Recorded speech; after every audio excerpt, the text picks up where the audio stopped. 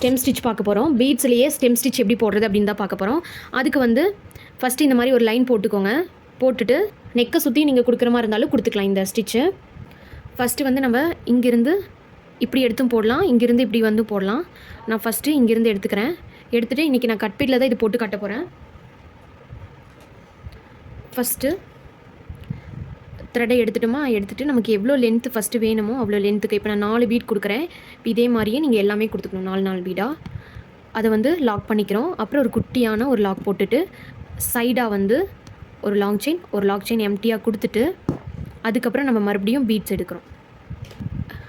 இந்த மாதிரி டைப்பில் வந்து நீங்கள் எத்தனை வேணாலும் கொடுத்துக்கலாம். இந்த மாதிரி டைப்பில் வந்து நீங்கள் என்ன பீட்டில் வேணாலும் கொடுத்துக்கலாம். பாருங்கள், அதே மாதிரி லாங் அண்ட் ஷார்ட் கொடுத்துட்டு அதுக்கப்புறம் சைடாக இந்த ஃபஸ்ட்டு லாங்கோட பாதி நீங்கள் ஆல்ரெடி ஸ்டெம் ஸ்டிச் போட்டு பழகிருப்பீங்க. ஸோ அதே மெத்தட் தான் நம்ம யூஸ் பண்ண போகிறோம். இப்போ உங்களுக்கு தெரியும் ஏன் ஸ்டெம் ஸ்டிச் வந்து வெரி இம்பார்ட்டன்ட் அப்படின்னு சொல்லியிருந்தேன்னு.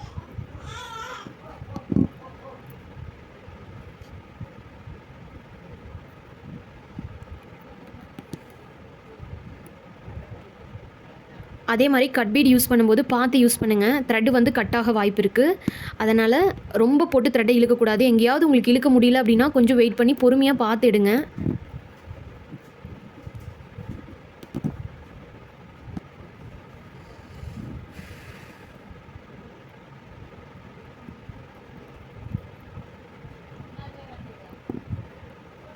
இப்போ பார்த்தீங்கன்னா எண்டு நாட் போட்டு முடிச்சுக்கலாம்.